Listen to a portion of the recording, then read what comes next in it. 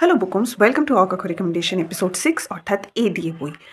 প্রথম যে বইটা বলবো সেটা হচ্ছে এবং ময়ূরাক্ষী, শুভব্রত বসুর লেখা। এটা মেনলি একটা গল্প সংকলন, আর এটা লাস্ট যে বড় গল্পটা আইলি আম্মা ও বেচুর গল্প, সেইটার জন্য আমি মেনলি বইটা কিনেছিলাম। বাট বাকি গল্পগুলো ততোধিক সুন্দর, মানে ভীষণ মেসমারাইজিং একটা বই।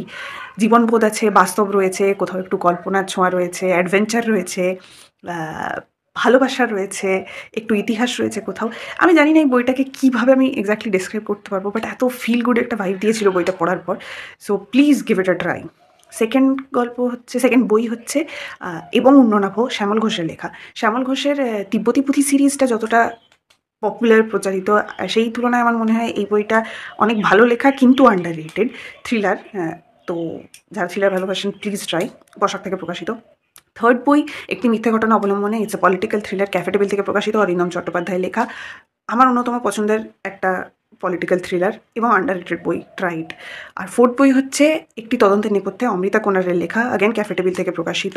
তো সেটাও একটা মানে টানা থ্রিলার, গ্রিপিং স্টোরি, কোথাও বোর করবে না, কিছু করবে না, আমার রিডিং ব্লক কাটিয়েছিল। So try it.